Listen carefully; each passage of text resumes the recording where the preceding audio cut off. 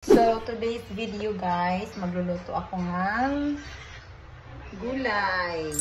So, ito, mix-mix na to siya. Meron siyang Baguio beans, carrots, bell pepper, and this one is the broccoli. Tapos, ito naman siya, wag nyo itong itatapon guys. Alam nyo to kung ano to. Parang pinaka-steam siya ng broccoli guys. Wag nyo itatapon. Bali, tanggalin nyo lang yung pinakamatigas niya sa gilid. Then, pwede nyo pa siyang lutuin. Wow! Tapos, meron ako ditong asin, asukal. Kasi ito yung asukal pang padagdag ng lasa. Meron akong paminta, yung powder. Tapos, ito yung oil. So, vegetable oil. Tapos, meron ako ditong oyster sauce kasi di ako gagamit ng toyo. Oyster sauce lang gagamitin ko. Tapos, meron ako ditong magic sarap, pampalasa. At yung pinakahalo ko guys, ito. Yung corned beef na Pure Foods. Tapos, igigisa ko siya na sa bawang at saka sibuyas. Lasuna, tawag dun ay Bisaya yun sa bawang. So, yun guys. Ito, nagpapainit ako dito ng kawali. So, antayin lang natin siya. Wala yung tubig kasi syempre kailangan natin hugasan. Guys, dahil mainit na yung kawali natin, maglalagay tayo ng konting mantika. Konti lang. Yan. Then, antayin lang natin siyang uminit. Mga 5 minutes. Like 10 seconds. And pwede na rin siyang lagyan natin ng next, yung bawang. So, in-next natin yung bawang. Yan. Then, itong sibuyas. Yung iba, inuuna nila yung sibuyas. Pero sa akin kasi dito ko yung bawang para medyo mag-toasted siya. Pakita mo dito. Yan. Next, ito yung ilalagay natin, yung panghalo natin. Ito yung corned beef, Pure Foods. Baka naman. Ayun. Okay, ano ba yan? Yan.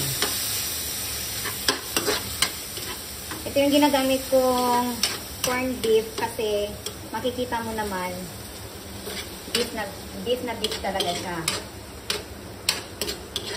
And worth it ang lasa. Hindi siya maalat, hindi rin matabang. Sakto lang.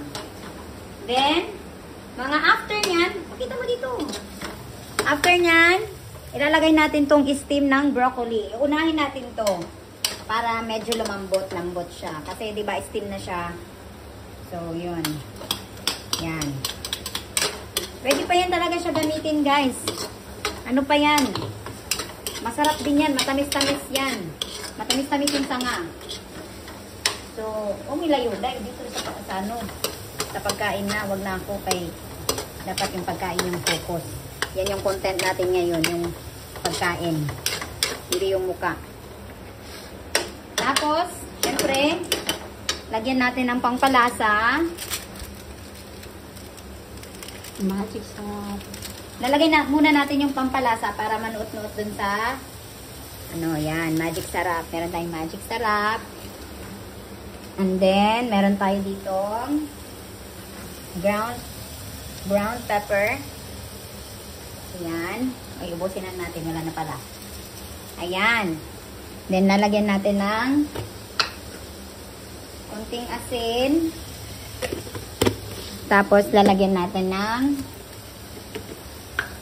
konting asukal para pampatimbang ng lasa. And, of course, after that, mix. After natin i-mix, isunod natin yung pinakagulay na natin. Yan. Kasi, kaya ko siya hinuli kasi puro lang to steam guys. Hindi naman to kailangan lutuin ng lutuin talaga. Dahil lalagyan natin ng konting tubig kasi medyo tuyot na siya. Yan. Yan siya guys. Yan. Kunti lang nilagay kong asin guys ha. Yung tama lang. Tama lang sa panlasa nyo. Huwag masyadong maraming asin kasi nga kunti lang siya. Saka matamis-tamis tong lasa ng mga gulay. And after that, we put the oyster sauce. Baka naman, char.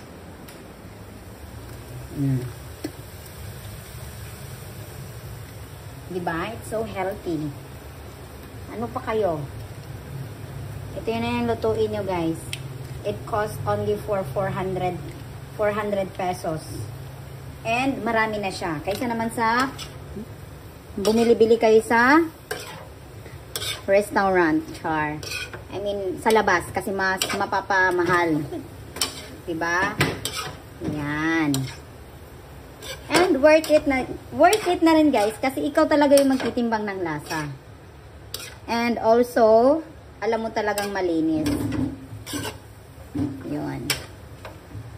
And so, after that, syempre antayin natin yan medyo, yan, mag-steam. So, we covered it. We wait for like, I think just 5 minutes. Okay na yan. Parang kulang ng tubig. Okay. Pwede na yan. Maliit yung ano namin kasi wala na kaming gamit dito, guys. So, guys, yun. Antayin natin ng 5 minutes and we go back later. Okay? A few moments later. So, after 5 minutes, ito na siya, guys. Diba? Sarap. Diba? See? Ang sarap niya, guys. So, hindi siya masyadong lulutuin kasi pangit na rin kasi pag masyadong luto. Kailangan medyo crispy-crispy pa siya.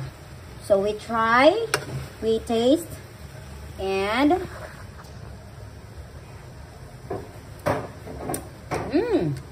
tamang-tama lang talaga siya, guys. Huwag talagang maraming asin. Kasi tama lang siya. May timpla na yung corned beef, and syempre nilagyan na natin siya ng magic sarap, oyster sauce. So, yun lang, guys. Kailangan konti-konti lang. So, patay na natin. Masarap na siya, guys. Good. Okay. Finish. We're going to serve it. Okay. So, ito yung lalagay yan. Yeah, guys. It's really healthy. Pwede nyo naman to siyang kanin. Pwede rin may kanin. Depende. Pwede rin siyang ulam. Pwede hindi, guys. So, tomorrow na namin itong pagkain. That's all.